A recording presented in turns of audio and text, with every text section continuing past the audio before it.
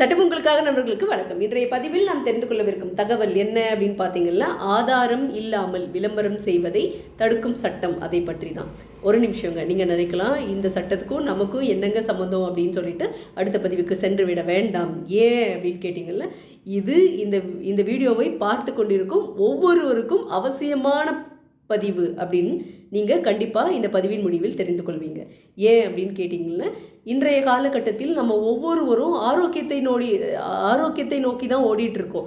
ஏன் அப்படின்னு உங்களுக்கே தெரியும். ஏன்னா இன்றைய நம்முடைய வாழ்க்கை சூழல் அப்படி இருக்குது. சரியான உறக்கம் இல்லை, சரியான உணவு இல்லை, எல்லா உணவிலும் கலப்படங்கள் இருக்கிறது, எல்லா காய்கறியும் மருந்து வைத்து தான் விளைவிக்கப்படுகிறது. அதனால் இன்றைய நிலையில் பணம் சம்பாதிப்பதை விட நல்ல ஆரோக்கியத்தை சம்பாதித்து வைத்துக் கொள்வது தான் பெரும் சொத்து அப்படின்ற ஒரு நிலையில தான் நம்ம எல்லாருமே இருக்கோம். அப்படி இருக்கும் பொழுது நம்முடைய இந்த மனநிலையை பொருட்களை தயாரிக்கும் நிறுவனங்கள் தவறாக பயன்படுத்தி கொண்டு அவங்களுடைய விளம்பரத்தின் வாயிலாக நம்மிடம் பொருட்களை கொண்டு வந்து விற்பனை செஞ்சிடுறாங்க. அப்படி செய்வது முறையா அப்படின்னு கேட்டிங்கன்னா, முறை இல்லை அப்படின்னு சொல்லிட்டு ஒரு வழக்கின் மூலம் தெரிந்து கொள்வோம்.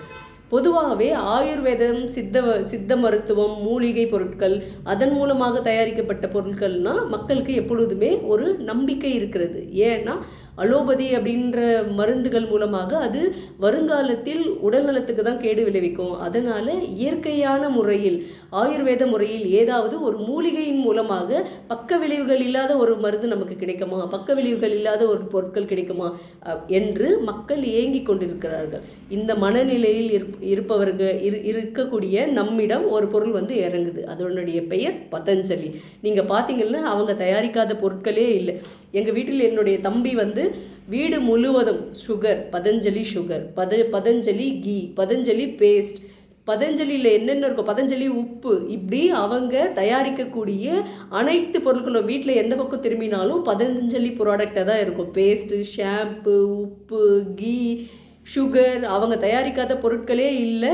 எதுக்காக? ஆரோக்கியத்திற்காக தான். நம்ம எல்லோருமே வந்து எதுக்காக நார்மலாக இருக்கிற சுகர் வாங்கினா அதில் கலப்படம் இருக்கும், அதில் சர்க்கரையை வெள்ளையாக்க ஏதாவது ஒரு ரசாயன பொருள் கலக்கிறாங்க, அதனால் இது போன்ற இயற்கை முறையில் கிடைக்கக்கூடிய சர்க்கரையை நம்ம பயன்படுத்துவோம் என்று நம்பி எல்லா வீடுகளிலும் கூட பெரும்பான்மையான வீடுகளில் இயற்கையை நம்பக்கூடிய, இயற்கையின் மேல் விசுவாசம் இருக்கக்கூடிய எல்லாருமே வந்து இந்த ப்ராடக்டை வாங்கியிருப்பீங்க. அது ஒன்றும் தவறில்லை. ஆனால் இப்போ என்ன விஷயம் அப்படின்னு பார்த்தீங்கன்னா, பதஞ்சலி நிறுவனம் அவங்களுடைய ப்ராடக்டை விளம்பரம் செய்யும் பொழுது என்ன சொல்கிறாங்க அப்படின்னு பார்த்தீங்கன்னா, எங்களுடைய பொருட்களை நீங்கள் வாங்கி பயன்படுத்தினால் அது உங்களுக்கு எல்லா விதமான நோய்களையும் குணப்படுத்தும் அப்படின்ற ஒரு விளம்பரத்தை அவங்க பொதுமக்களிடையே கொடுக்குறாங்க.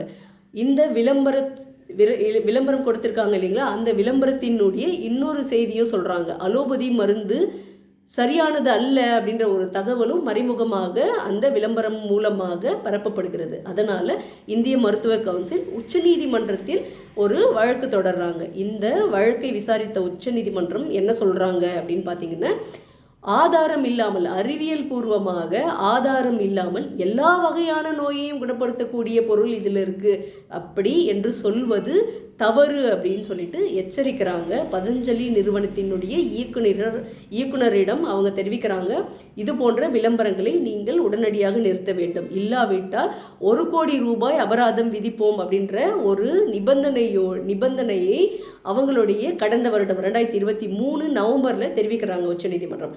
அதன் பிறகும் இந்த நிறுவனத்தின் ஓனர் இருக்காங்க இல்லைங்களா, அவர்களிடம் ஒரு பேட்டி எடுக்கும் பொழுது அவர் மீண்டும் அதே கருத்தை தான் வலியுறுத்துறாரு. என்ன சொல்கிறாருன்னா, எங்களுடைய ப்ராடக்ட் எல்லா வகையான நோய்களையும் குணப்படுத்தும் அப்படின்னு சொல்கிறாரு. அது மட்டும் இல்லாமல் இந்த நிறுவனத்தின் சம்பந்தப்பட்ட விளம்பரங்கள் தொடர்ந்து டெலிகாஸ்ட் ஆகிட்டு தான் இருக்குது.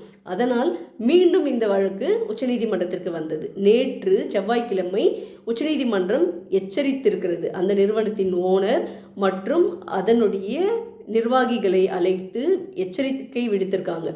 உங்களுக்கு இந்த விளம்பரத்தை ஒளிபரப்பக்கூடாது என்று உச்சநீதிமன்றம் தடை விதித்த பிறகும் நீங்கள் இந்த உச்சநீதிமன்றத்தின் தீர்ப்பை மதிக்காமல் நீங்கள் ஒரு அவமரியாதை செய்திருக்கிறீர்கள், அதனால் நாங்கள் ஏன் உங்கள் மீது அவமரியாதை வழக்கு தொடரக்கூடாது அப்படின்னு சொல்லிட்டு அந்த நிறுவனத்திற்கு உச்சநீதிமன்றம் நேற்று ஒரு நோட்டீஸ் அனுப்பியிருக்காங்க.